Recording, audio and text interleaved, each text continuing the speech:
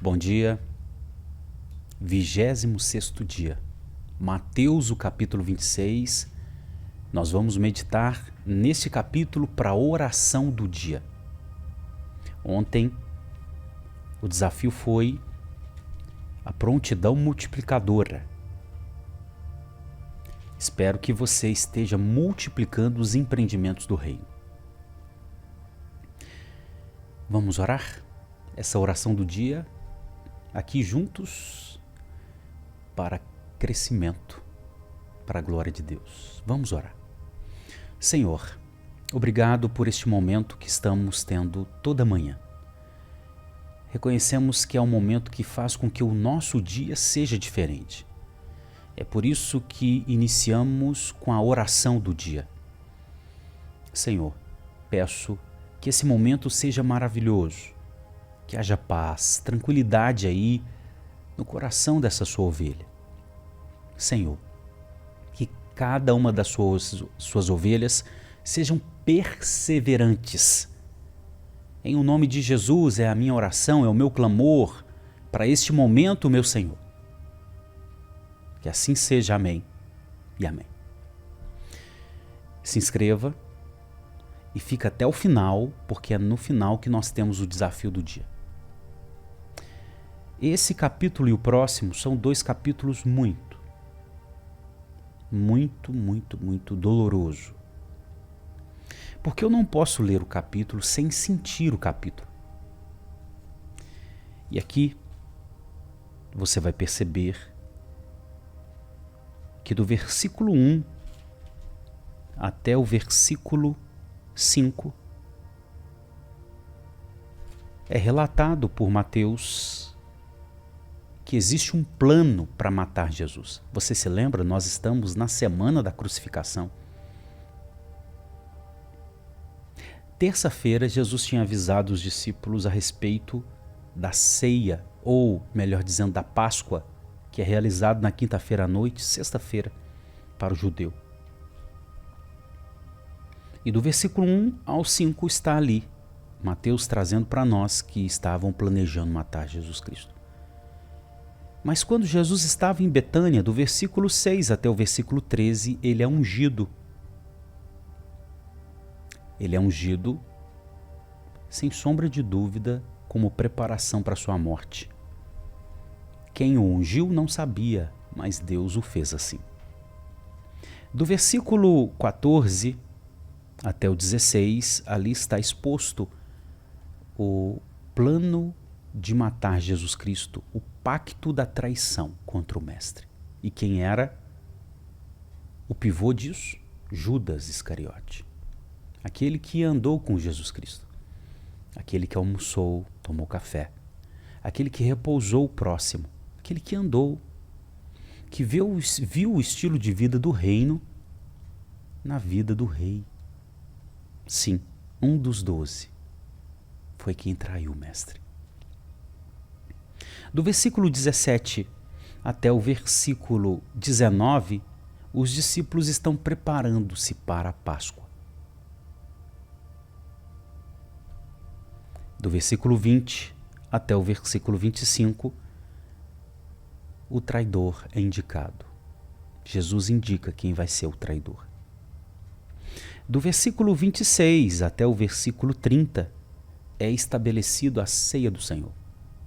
A última Páscoa que Jesus celebrou com os discípulos foi a primeira ceia que ele estabeleceu e que a partir daquele momento, até a volta dele, iríamos celebrar.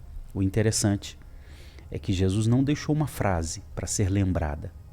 Ele deixou uma refeição para ser celebrada, como símbolo, representação da sua morte. A ceia do Senhor é o encontro à mesa, é amar as pessoas à mesa, e no caso à mesa do Senhor. É claro que a ceia do Senhor também não é só comunhão, é a representação da morte dele, como ele mesmo explicou. Pão simbolizando o corpo, suco de uvas, vinho simbolizando o sangue. Do versículo 31 até o 35, Pedro é avisado que vai trair, porque Pedro Ele se mostrou afoito, fez promessas que não podia cumprir, e ele foi avisado que trairia Jesus. Do versículo 36 até o 46, o nosso Senhor está no jardim do Getsemane. Lá, ele clama ao Pai para que fosse afastado o cálice dele, mas contudo, ele disse que poderia cumprir a vontade do Pai. Aqueles que foram com ele dormiram, não aguentaram manter-se vigilantes, e Jesus dá uma exortação a respeito disso.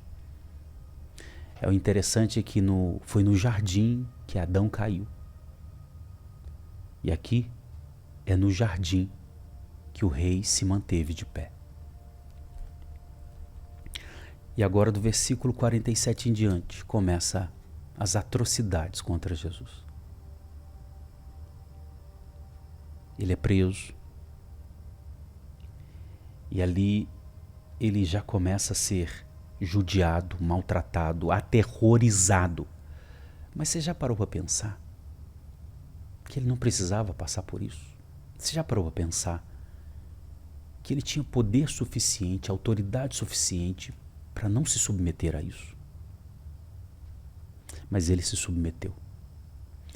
Ele se submeteu porque ao invés de vir propor guerra e cobrar a dívida, ele veio se humilhar, pagar a dívida nele e propor paz. Ele precisava fazer isso? Não. Não havia fraqueza, mas havia graça. E não só havia, mas a graça. Do versículo 57 até o versículo 68, sabe aqueles líderes de Mateus 21, 22, 23, e não só destes, de todos que a gente aprendeu em Mateus? Então esses líderes planejaram a morte. Os líderes hipócritas planejaram a morte do Filho de Deus.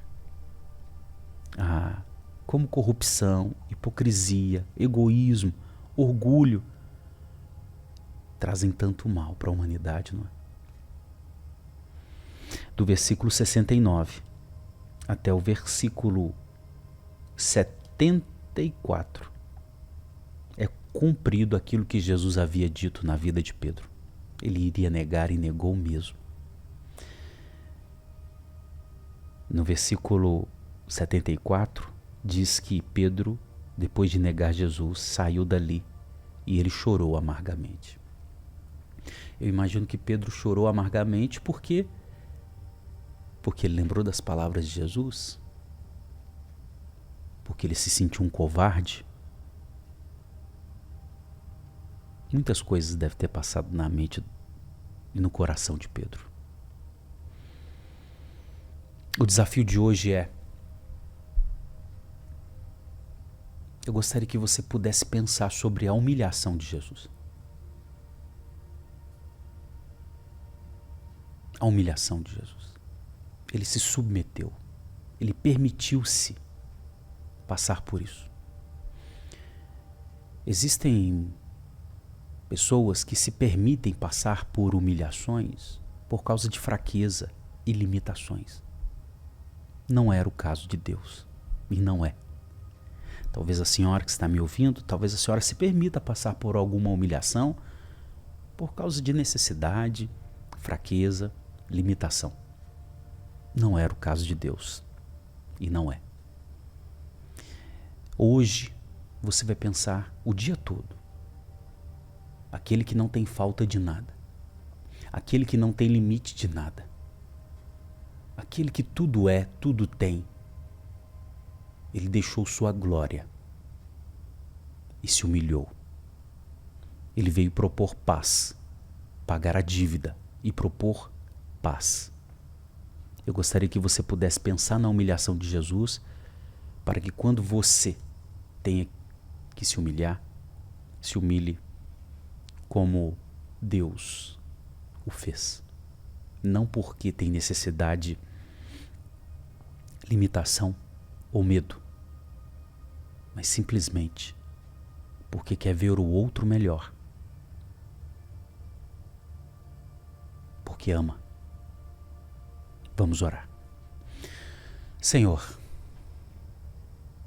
ler Mateus 26 dói o coração.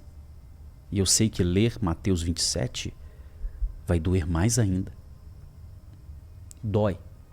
Dói porque fizeram maldade com o Senhor que não merecia, mas o Senhor que se permitiu. Nos faz parecido com o Senhor. Nós queremos enfrentar as humilhações pensando no benefício do outro, não na nossa fraqueza. Ó Deus, quem sabe essa sua ovelha não está precisando de mais injeção de humildade para ter mais paz nos relacionamentos. Ó Deus, que hoje seja esse dia, o dia de pensar e de sofrer por causa da sua humilhação. Porque o exercício da meditação aqui, dessa oração do dia, não é só para pensar, refletir na mente, é para sentir no coração. Eu peço que essa ovelha do Senhor sinta no coração tudo aquilo que o Senhor viveu naqueles dias de terror e que isso mude muitas atitudes dessa sua ovelha. Senhor, eu peço sua proteção para a sua ovelha. Guarda ela, livra do mal, de todas as investidas de Satanás. Guarda o coração dessa ovelha. E que esse dia seja um dia, ó Deus, abençoado e desfrutando do Senhor e da sua presença. É minha oração. Amém? E amém. Amém? Corre agora, deixa o seu pedido de oração nos comentários e deixa um testemunho de como a oração do dia, de hoje, te abençoou. Tá bom? Se inscreve, compartilha com quem você ama.